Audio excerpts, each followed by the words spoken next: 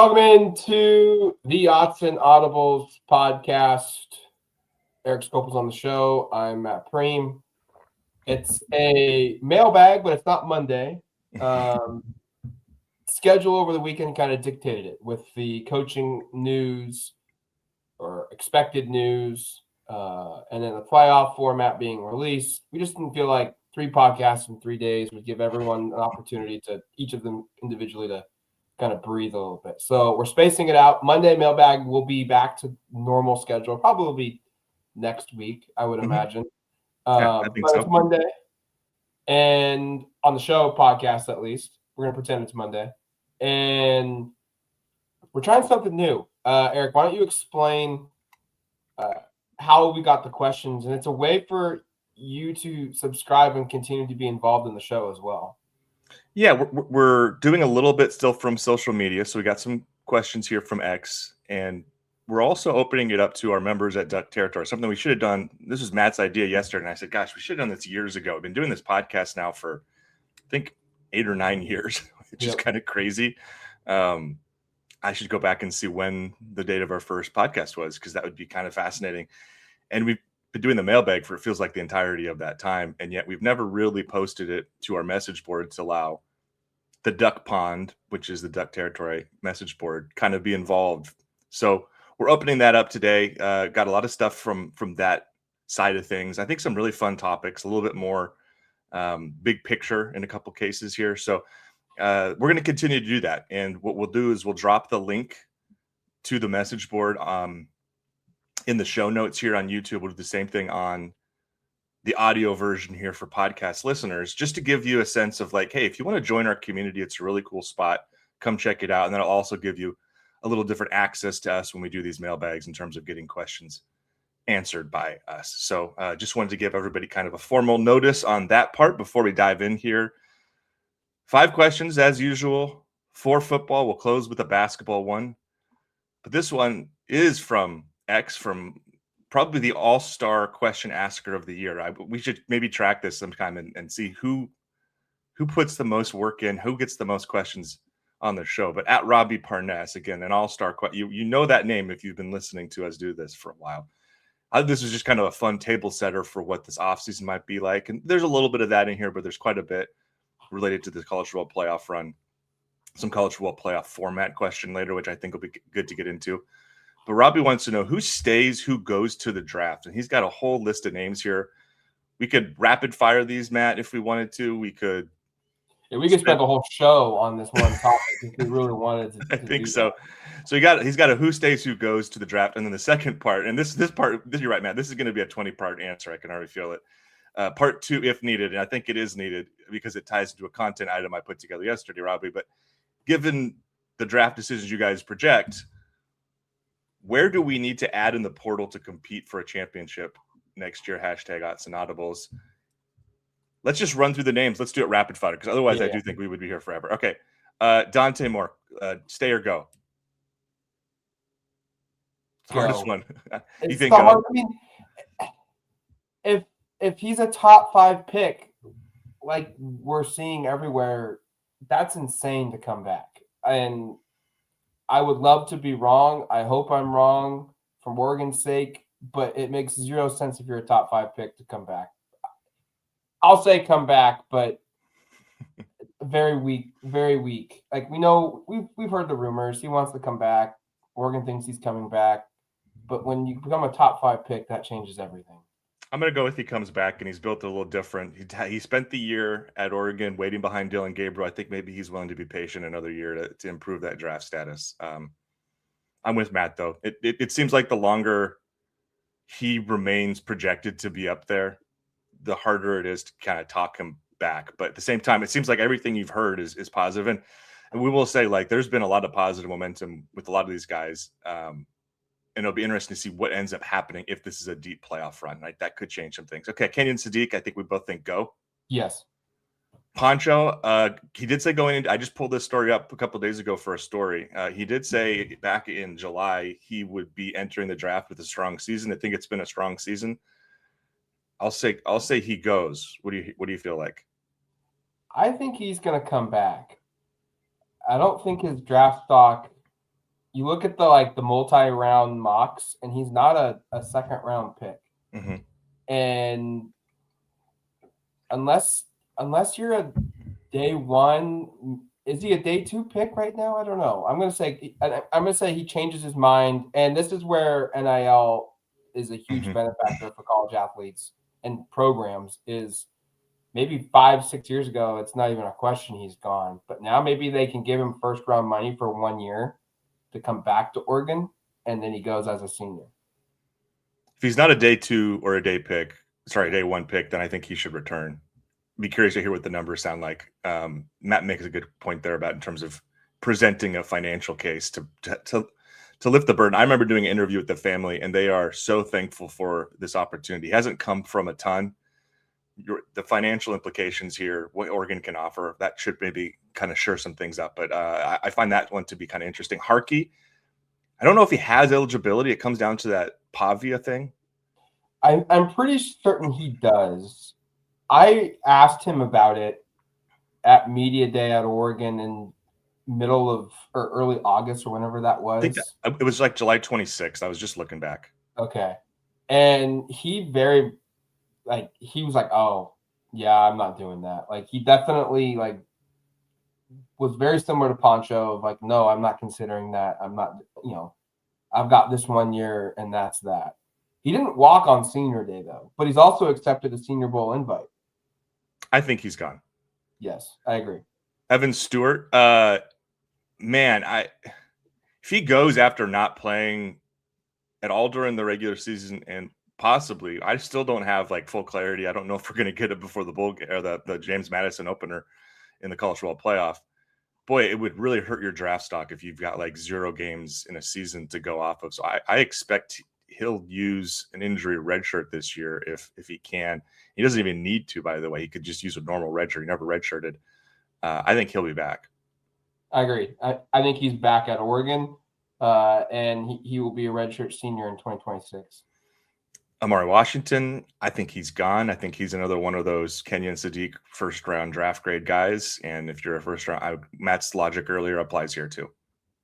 Agreed. I do think it's strange though that for center or defensive line or tight end, like if you're a first round draft pick and it's your first year as a full time starter, granted, I understand Poncho, it's not his first year as a full time starter, but if you're a first year starter like Kenyon Sadiq and Amari Washington, it's totally okay to go. But if you're a first year starter at quarterback and you're a first round draft pick, everyone kind of has this, I don't know, maybe you should come back to school.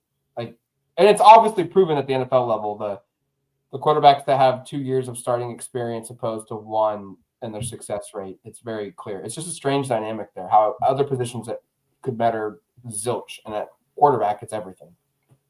Quarterback means more to a team. Quarterbacks are usually taken in the first round or expected to start right away.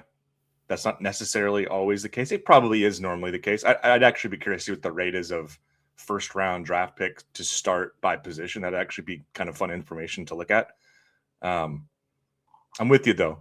And Dante's a really unusual case study here because I think if there hadn't been the Todd McShay, maybe that was mid-October narrative of, I've heard from Oregon people that expect him back. I heard from Dante's camp they're expecting him back.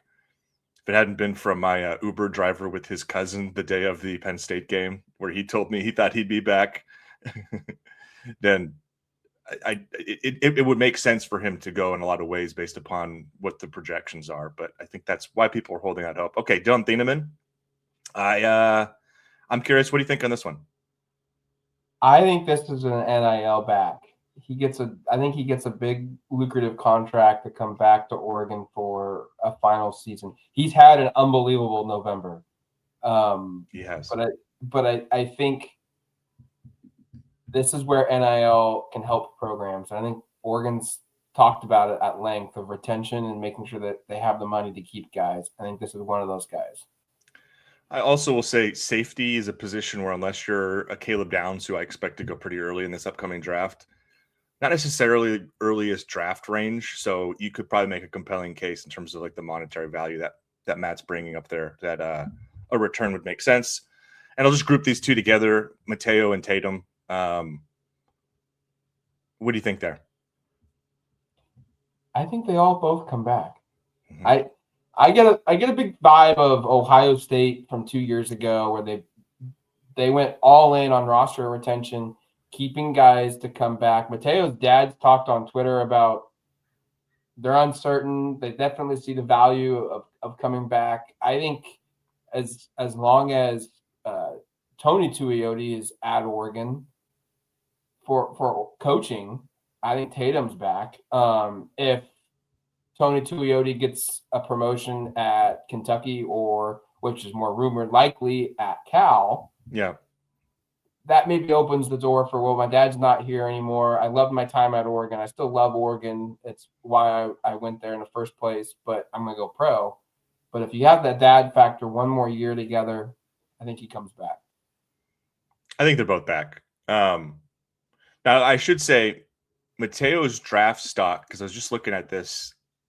I can't remember if it was Mil Kiper or Matt Miller. One of the ESPN draft guys had put out a new list, and Mateo was still 33rd on it, which is, late first, early second, right on that cusp, which is certainly within the range to go, which I think is notable because if you look at the production, this year, I mean, it's dropped off quite a bit. We talked about it to the point where he was an honorable mention All Big Ten pick this year after being a first team All Big Ten pick last year. I mean, that's an unusual kind of fall from at least accolade grace that is notable and does point to the fact that, his junior year just hasn't been what people expected it might, right? I predicted he had a chance based upon what he did in 2024 to break the school sack record this year, and he's going to not even fall. I mean, right now he's not even halfway there. So it'll be interesting to see how they weigh some of that. Like, is this season based upon the production really as big of a, I guess,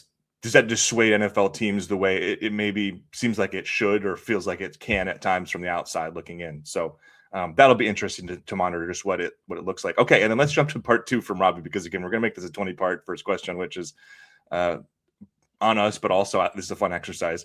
The part 2, just a reminder, was what position groups make sense to add through the portal. I have a story over on DuckTerritory.com of 8 position groups. I will just read maybe we'll do this rapid fire, Matt, and you can respond. I'll read you the position group. You tell me if you think they need to address it. How's that sound? Sure. Okay, quarterback. Not needed. If Dante comes back, right? Like it's pretty cut and dry. If Dante comes back, you're good. Yeah. Dante ain't back, you're not good. And like a Sam Levitt, Dylan Raiola guy, or someone like that becomes interesting. Offensive tackle. Needed. Yeah. They need to address this one. How about 1 or 2, do you think? Because they lose World and Harkey. Yeah, that's where I'm at too. You gotta let your guys that you've recruited the last couple of years start to play. Okay, interior offensive line, guard and center. What do you think? Needed. How many? 1. I think if Poncho goes, you might need 2, because if Poncho goes, there's not I was thinking about this. Pickard is also a senior. He'll be graduating.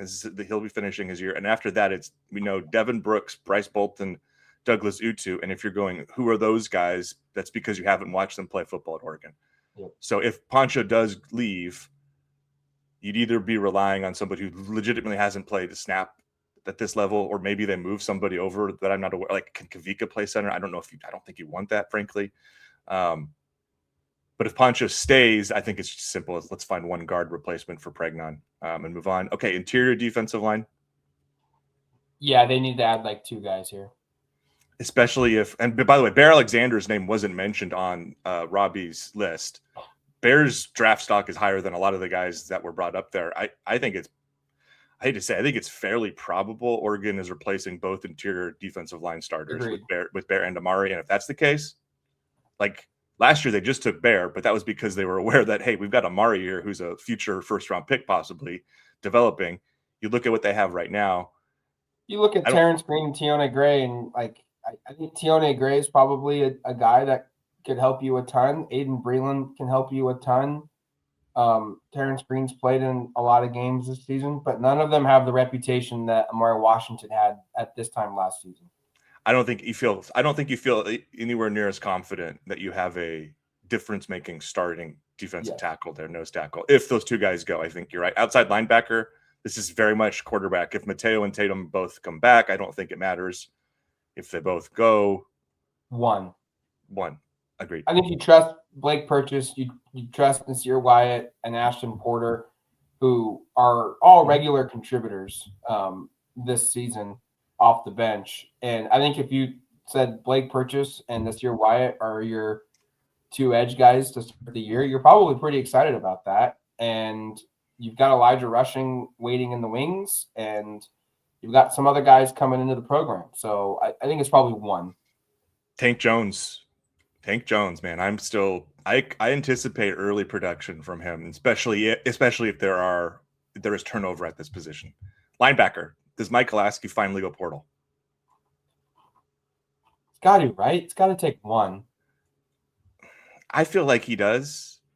Like, maybe they feel really good about, hey, Jerry Mixon had a season where he's maybe outproduced expectation. Devin Jackson, back half of the season since he came back from the second injury, been a little bit better. I just don't know if those guys are national championship caliber linebackers, if I'm being honest. They have some of the physical tools, but this has felt like the weak point defensively all season.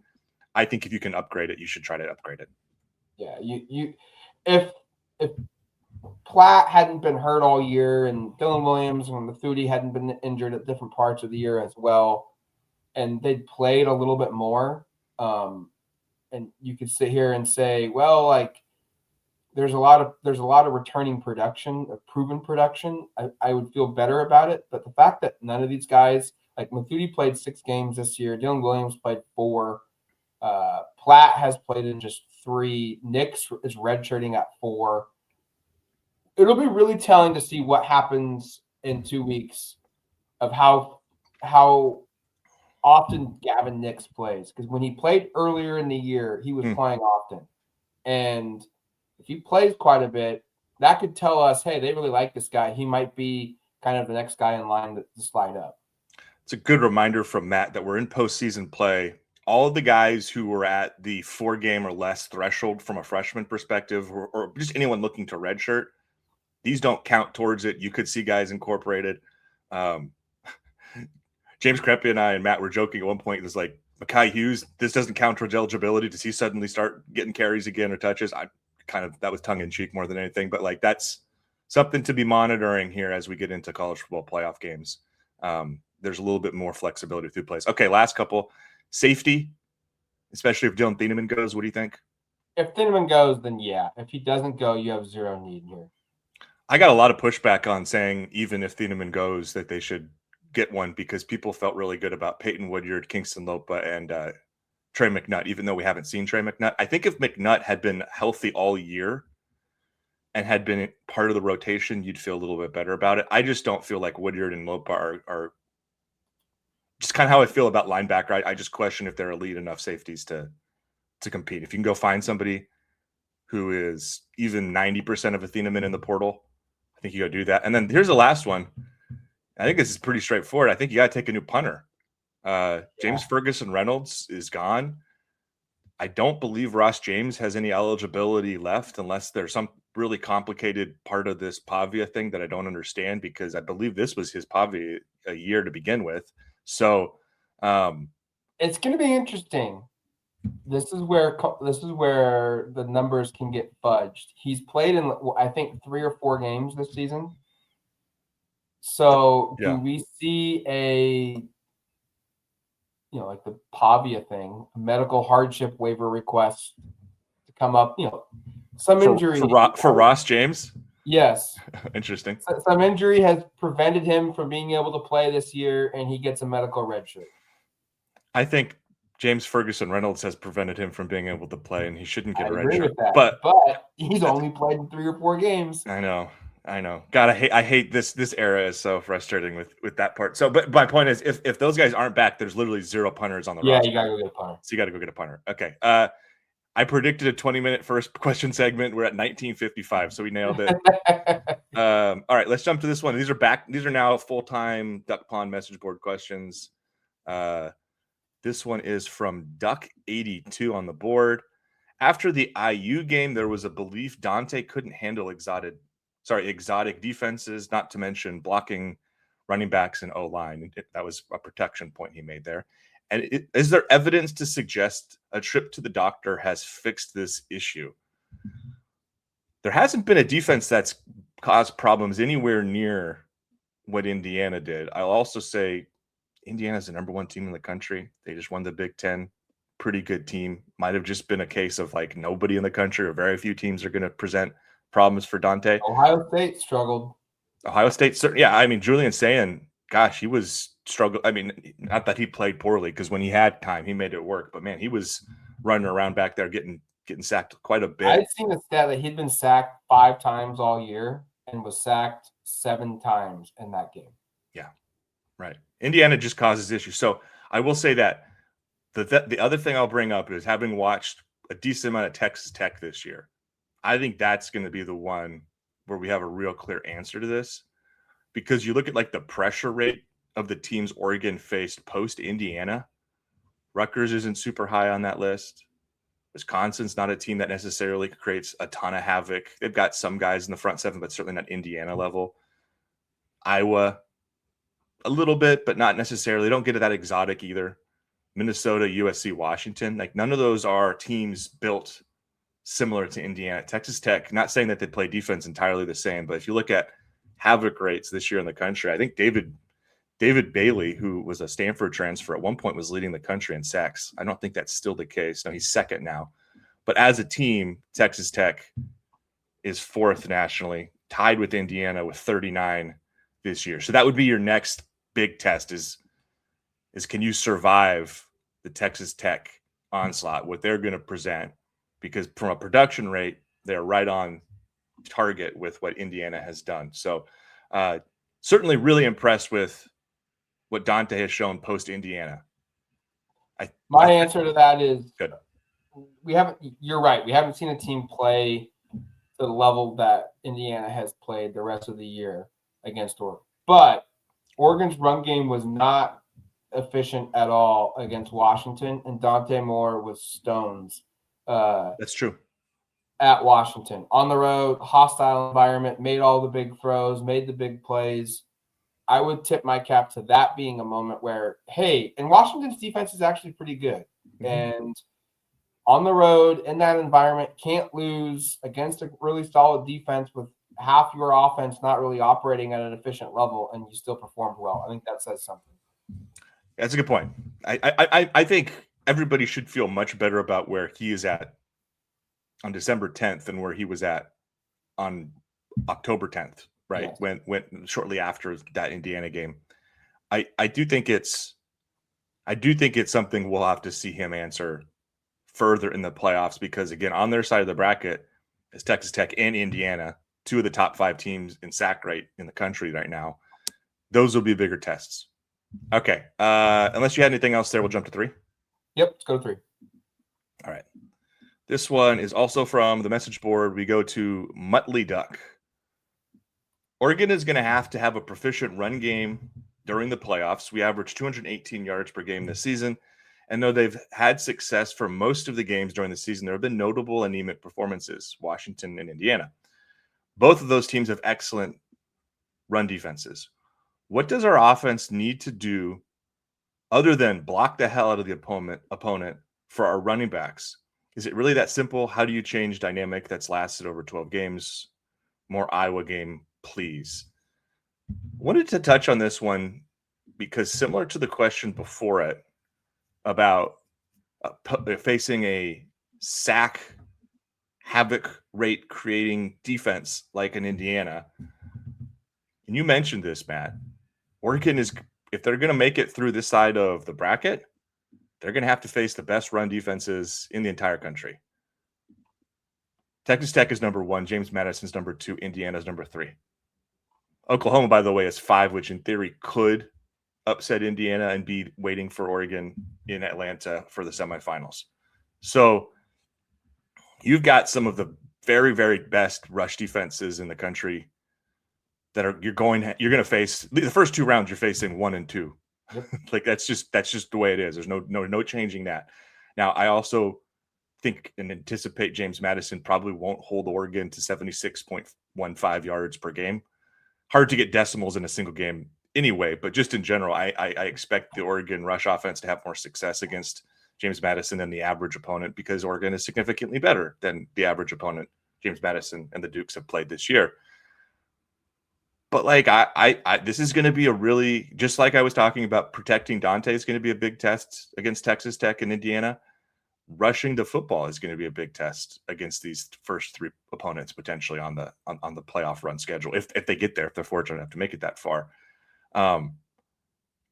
I've been so impressed with what the guards have been able to do, especially, and I wish we had John on here to kind of break down some of that dynamics, because he's better than I am in kind of conveying it concisely and descriptively.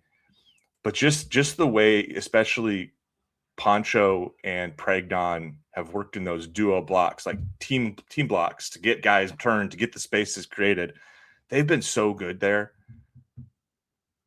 I'm going to be fascinated just to see against Texas Tech in particular, the size they have in the middle of that defense, the athleticism they have on the outside, the speed at the second level. There's a reason this is a defense that has allowed 68 yards per game on the ground, have given up 100 yards only 3 times, and it was 101, 103, 126. So not like big games. That has held opponents under 50 yards rushing almost half of their games this year, including 8 to Oregon State back in September. Again, don't think Texas Tech's schedule is anywhere near as difficult as Oregon's, but this is going to be a massive test. And I do think there is something as simple as the guys up front just have to win. Will Stein has to be on his game in terms of identifying what the defense is presenting, what the numbers are in the box, where these run plays are maybe available from, finding a comfort zone. And then, yeah, of course, got to get the running backs out there doing their thing. Yeah, you've got to be able to have a strong offensive line. You've got to have a healthy offensive line. I think that's notable too, is how big of a jump can this group make with 3 weeks off of football, of game football, at least 4 weeks off of game football. Because you're playing the 2 best run defenses in the country. And that's your point about Will Stein and the play calling and having a really cohesive, good game plan is on point. Shocker, playoff game, have to have a good game plan. Like, you're not going to win games if that's the case, but if it's the other way around. But that just puts the pressure here, where everything's got to sync up correctly, because you aren't playing any duds now. I mean, yes, they're a 21-point favorite at JMU. They should be able to dominate this one. But I still anticipate Oregon's going to win that game, not because their X's and O's are just so far superior than what JMU's staff is going to be able to do. It's simply the players, the level of athlete, the number of athletes that Oregon has compared to JMU. JMU's offense and defense, they'll probably be sound. They'll probably be schemed up to be in a position, but do they have the guys to actually execute the game plan consistently enough to stop Oregon? I don't think that's going to happen. But I fully expect JMU to formulate some kind of good game plan to try and attack Oregon. And if Oregon lays a game in which they play like a C+ effort, B- effort, and JMU plays their best game of the year, it's going to be close. Close could be 10 points, could be a touchdown difference, but I don't think that happens. I think Oregon will have a good game plan. I think Oregon's players will execute, and that won't be an issue. But then the next week against Texas Tech, if you did play poorly, if you did play sloppy, if you did play nervous against JMU, you can't have a repeat performance against Tech. Their defense is too good. I think Oregon is a lot more balanced than Texas Tech in terms of top to bottom talent. I am fascinated to see how the Oregon offense performs against Texas Tech, because it does feel, I hate that we're doing this, we're now leaping over James Madison, but that's kind of that's what people in our business do in podcasts, where the team's not supposed to look ahead. I think we're allowed to. We're allowed to, 100%. Tech is kind of very similar to Indiana in terms of what its defense has been able to do this year. If you just look at the raw metrics, and that was a game that Oregon really struggled offensively. Like, what kind of answers do they have? That's like, look, if I'm predicting Oregon's run here, I think the two of us are going to spend a heck of a lot of time on the East Coast this winter. I think we're going to be in Miami for the quarters against Tech. I think we're going to be in Atlanta against Indiana in the semis, and then who knows, maybe we'll be back in Miami for a national championship game. To get there, that Tech game is really going to be a test. I think that is going to be the real barometer of like the actual growth against elite national championship caliber teams, especially defenses, to where this run game has taken a step. And then to throw back to Duck 82's question from earlier, to kind of where's Dante at? Where's the pass protection at? Where's Will Stein's comfortability in terms of, I guess, protecting his quarterback against an elite pass rush? It's going to be a really interesting test with Tech if everything plays out the way we expect it will. So kind of fascinated by that matchup on New Year's Day, if that's where everything goes. And I think we anticipate it is. All right. Let's take a quick break, right? We're at the break point. So 3 questions in, 2 more to go. Let's take a pause for a second. All right, let's welcome back to the Autzen Audibles podcast. 3 questions in, 2 more to go here for the Ducks on the podcast. Yep. All right, back to the board we go with Diabolical 1. There's been a lot of debate about the college football playoff and what it should look like. AQs versus committee selections, group of 6 teams in or not, head-to-head versus overall strength of schedule, how many teams, 12, 14, 16, 24. Curious as to what the DT staff, that would be DuckTerritory, thinks about it. And if a change is necessary, what would you suggest? Thanks for all you do. Most of us really appreciate it. I'm wondering who the people outside of the most are that don't appreciate us. What's going on with those guys? I've been thinking about this a fair amount since I saw this question on Tuesday. I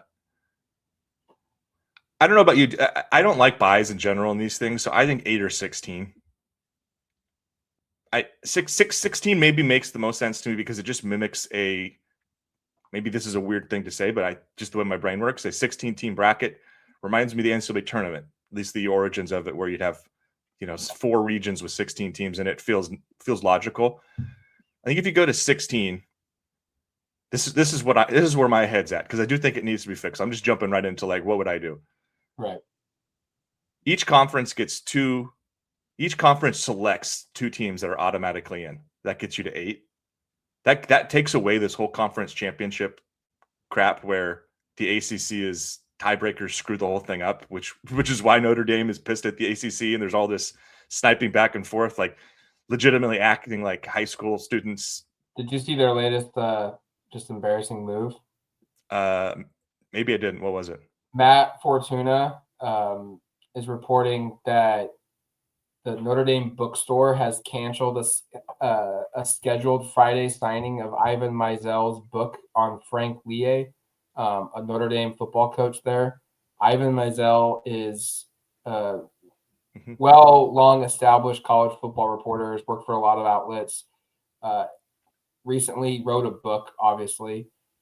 He's also on the college football playoff committee and was part of that group that made the decision for the bracket, and they've now canceled his book signing at their bookstore.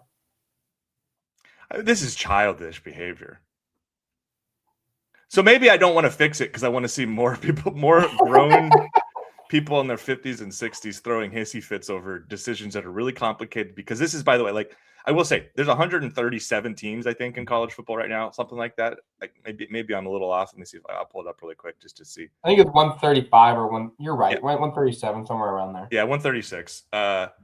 Bringing that down to 12 teams when the schedules aren't even remotely close to equal, when there are 5, now basically 6 conferences, depending on what you want to call the Pac-12, that don't play hardly any of the best teams. How are you supposed to wade through it? It's really difficult. So I can acknowledge that part as much as we want to slam on the committee, who I don't think, I think the committee did a bad job of communicating all of this publicly. And I get the Notre Dame frustration of like, we were ahead of Miami, et cetera. Now we're not. That's crazy.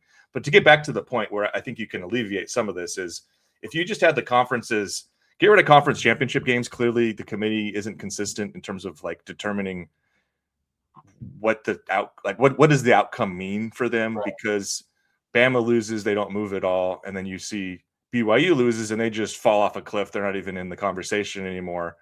Ohio State loses, they move back one. Like they're just this kind of uneven application to what that means. Just get rid of those, which I think at this point people care much more about the playoff than they do the conference championship game, which to me kind of stinks, by the way, but that's the case. So yeah, eight teams are just your conference champions from those four conferences: the ACC, the Big Ten, the Big 12, the SEC. And then you open it up to at-large berths, with one of those being a group of 5 conference champion. That way you're not dealing with what we're dealing right now, where 2 of these teams are somehow in there. I don't think that there needs to be any opportunity to get. They made a huge miscalculation by saying, hey, we think 5 best conference championships teams should all get to go. They made a huge miscalculation for what the ACC could do. And that's what opened up Pandora's box. So eliminate that possibility.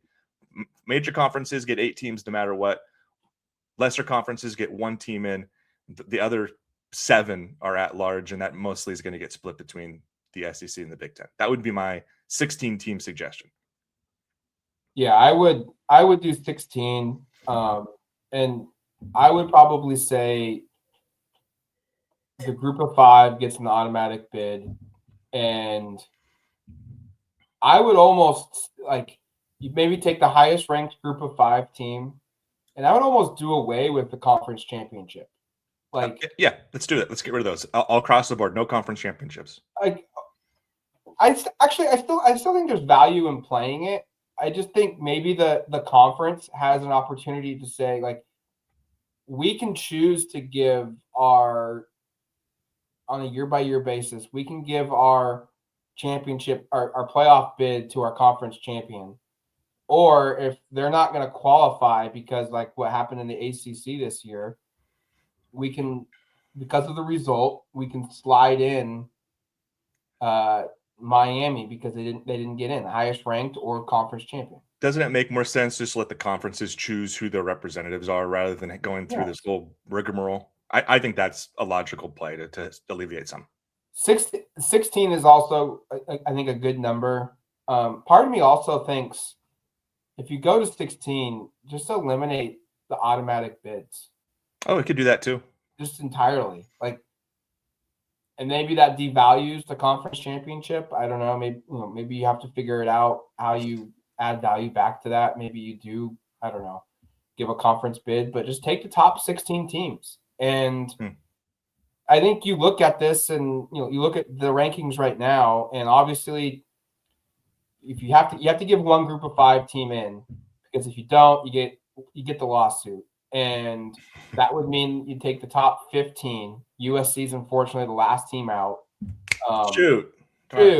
Tulane makes it in as the highest ranked team at 16. So you have Tulane versus Indiana. You'd have Ohio State against Utah, Georgia against Vandy, and you go on down the list. And it's actually Oregon BYU would be a heck of a lot more interesting from a national perspective, from a regional perspective, from a local perspective than Oregon versus JMU. And Tulane is still getting an opportunity. And, Tulane probably has a better chance of winning a game against Indiana than JMU does against Oregon.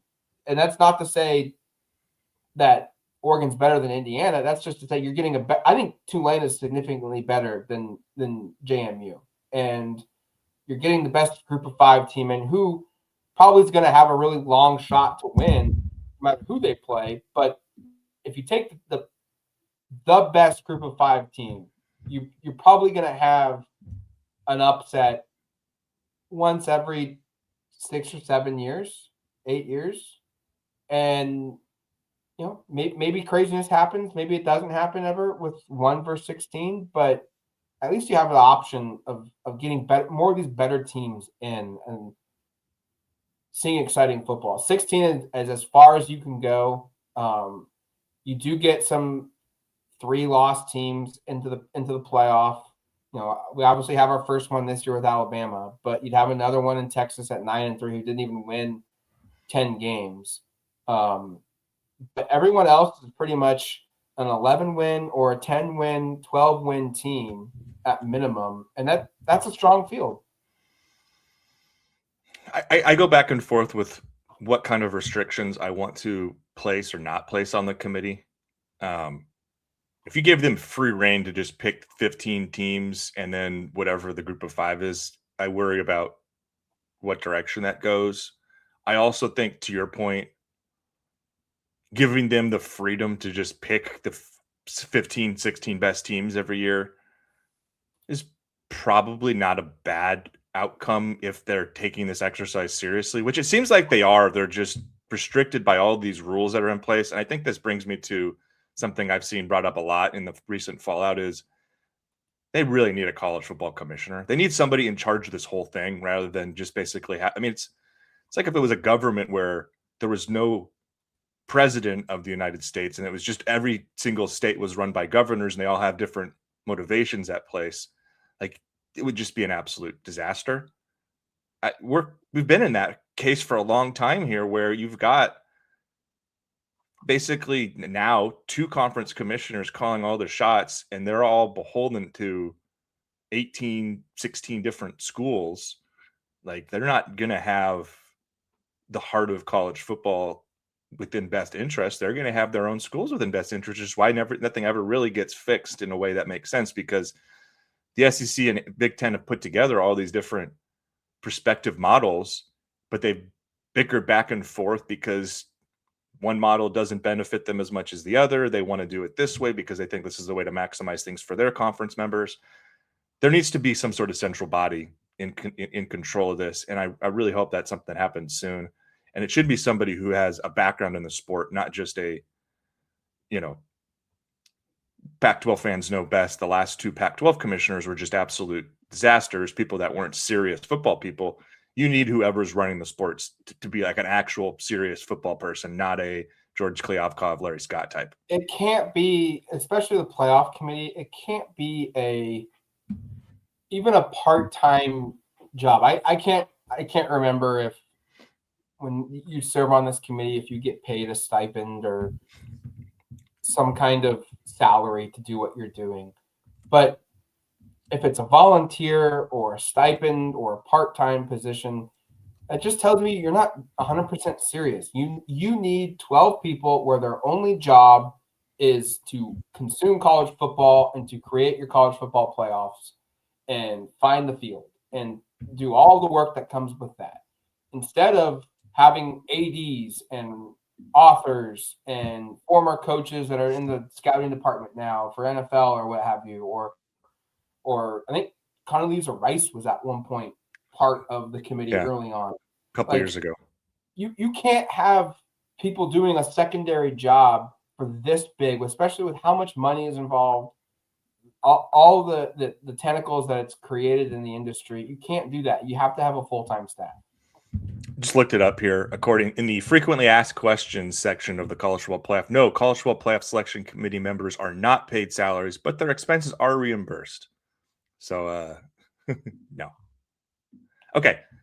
I'll be fascinated what the offseason holds, because there's definitely going to be a push to change this, maybe to expand it to 16 to, I guess, get more specific in terms of some of the committee's restrictions and who they can and can't put in the field, who they can and can't give buys. That's going to be fascinating. And this is the fact that you go through back-to-back years where there's so many problems that they're going to have to fix this again tells you they need somebody in charge who's a serious football person to figure this thing out. All right, last one is not a football question. We moved from football over to Oregon men's basketball. Had this question from a couple of different people, because even though football is clearly what's on everyone's mind right now, there's a little bit of basketball stuff going on here. And this one from @BFotef1 from the website. Basketball situation, go. Not great, Bob. Nope. Not great. Good for the women. Yeah, women are okay. Really good for the women. Really bad for the men, and they don't play till Saturday. They've had a week to sit here and stew and get coached hard and self-reflect. I thought it was really telling that Dana Altman came out after USC and said, I'm about 7th on the list of advisors for my players of who they listen to. Paraphrasing here, he referenced girlfriends, parents, agents, all above him, and then he said he's about the 7th person on his players list of importance to listen to. And then Kwame Evans came back, and Kwame Evans has not really been a very vocal person with the media. He's been good to work with, but he's never really ever said good or bad controversial things. He's always been straight in the line. I'm not going to say much, whatever. And after the USC loss, before the UCLA loss, which he didn't get to play him because of illness, he came out and said, we're doing things on our own. We're trying to do it our way. It's not working. And we need to actually start listening to our coach, who's a Hall of Famer and knows what he's doing. And the guys need to buy in. And I'm getting the feeling that maybe it's some of the returners, maybe it's mostly the newcomers. There's a very big disconnect in what's established, what the parameters are, what the roles are, what the standards are, and it's not progressing. Guys aren't following directions, and it's starting to get to a point where, look, there's roster issues, the way they constructed this team. I'm 100% behind that. But what's very evident is against UCLA, against USC, against Creighton, against Auburn, these losses, they were competitive. They were right there. They could have won with anywhere from 5 to 10 minutes to go in the game. And that tells me the staff has a way through the forest into the clearing to find a win. And this team is choosing not to follow that path for whatever reason. Yeah. And it's starting to turn into me where, yeah, like there are deficiencies here, but these deficiencies aren't this bad. And there's an issue with the team not doing what they're being coached to do. And some of that can land on the staff, but some of it also needs to start landing on the players where if you're choosing not to follow the system and the game plan, coaches aren't doing that. That's the player's choice. I wonder about just basic social, dynamics of when Dana was doing this for the first 3 decades of his career, players weren't being paid, at least not officially. Yep.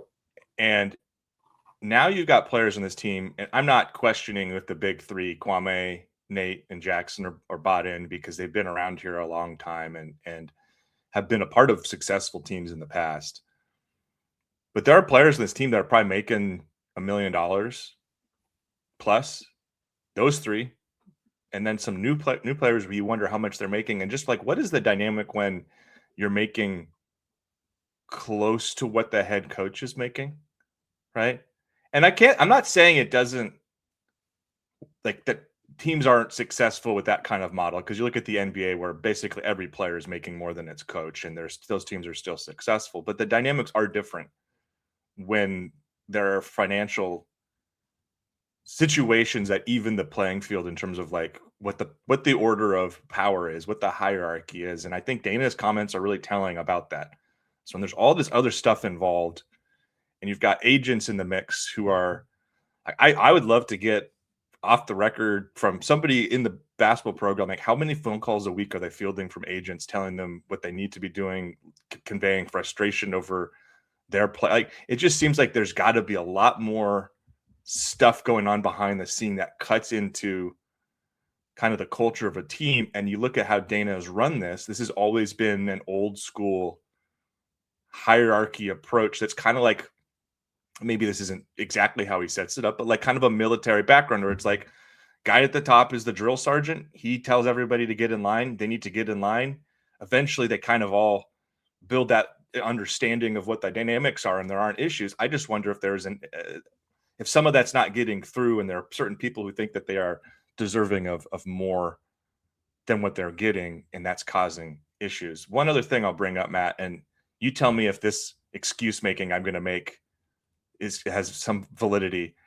I was looking through the game logs here just to make sure that big three, Evans, Biddle, Shellstead, they've only appeared in 2 of the losses that they took, to all 3 of them.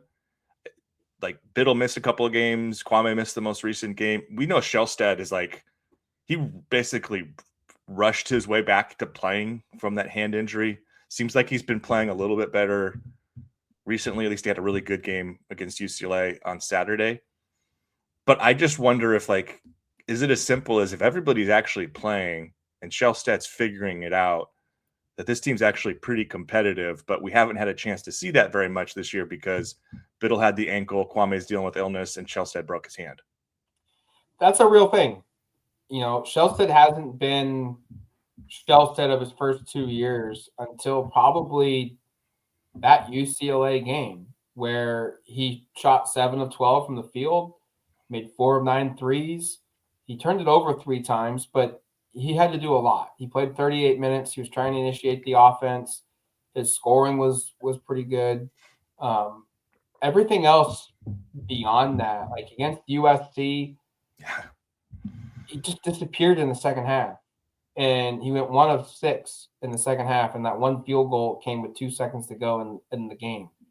Against Creighton, he disappeared. 4 of 15, 1 of 6 on threes. Against Auburn, 1 of 11 on 3-pointers. Against San Diego State, he played okay. 21 points, 7 of 13, 5 of 9 on 3. But he had 3 turnovers, and I think some of his shot selections or initiating the offense wasn't very good. And that game, Matt, was also lost in the other end because they San Diego State shot like 1,000%. Yeah, Oregon scored 80 points. You should win no matter what. But the UCLA game felt like something has clicked for him. Maybe he's finally gotten into his groove because he missed, like you said, he missed all of training camp. And that's going to factor in no matter how good of a player you are. I don't care if you're LeBron James.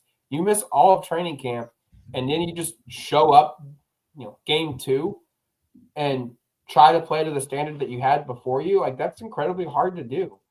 Maybe that clicks here if they can get Kwame Evans back and the big 3 play together. You've got a couple games before Gonzaga in 2 weeks. But the reality is this team is 4-5. They've got UC Davis and Portland before they play Gonzaga. And then they got Omaha to close out the new year or the 2025 year. You got to go 3-1, and almost realistically, ideally, if you want a postseason chance at a good bid, to decent bid, you almost got to beat Gonzaga too, and that looks incredibly difficult.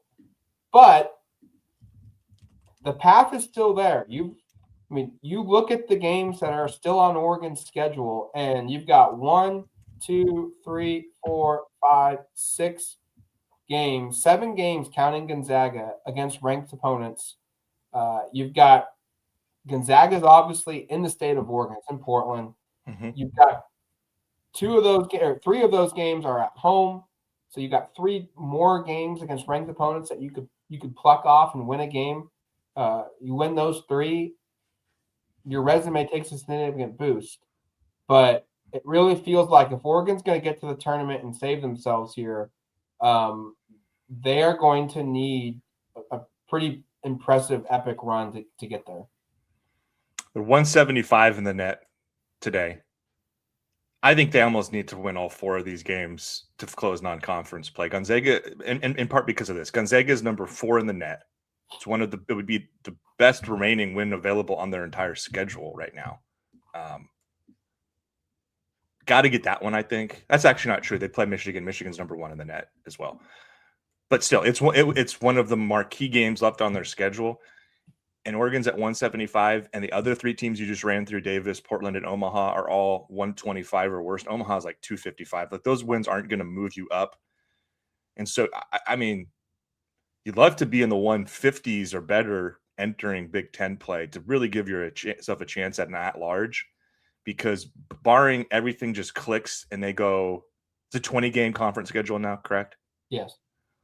And they go like 14-6, 13-7 or something like that, and they collect a whole bunch of marquee wins, you're almost setting yourself up where you just have to fast forward to March and hope you get hot in your conference tournament and win that or make it to the championship game there, which again isn't outside of the realm of possibilities. Dana Altman always has his team playing really, really competitive basketball, looking like one of the better teams in the conferences they're in by the time you get to March. But like, they've dug themselves a hole, and in the non-conference play, all of their they played a tough non-conference schedule.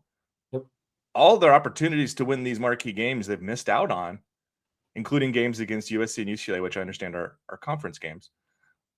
They really could use that Gonzaga win just to have a feather in their cap. And as somebody who is a Gonzaga grad, but also covers Oregon, grew up in Eugene, I'm going to be a little conflicted in that one. But if you're somebody who wants Oregon to make the tournament, it feels like, gosh, You gotta win it. I think you have to have that game. And it doesn't feel completely, again, having watched both these teams, I know Gonzaga has been far more successful. I still think Oregon's ceiling is on their level. If they can get everything working here, they can play an A-level game. That's a winnable game, I think. If they don't get that one, I really have a hard time seeing them making the tournament. They would be, 5-6 in non-league play going into the Big Ten. Crazier things have happened, but they're going to have to get really scorching hot in January, February, and March to get there. All right, that's going to do it for us here on the Autzen Audibles podcast. Thank you for submitting your questions. Go to DuckTerritory.com to subscribe and to continue to follow this Oregon football team as they march through the college football playoffs. We'll be covering it all start to finish as far as they go. Until the next one, you've been listening to the Autzen Audibles podcast. Talk to you later, folks.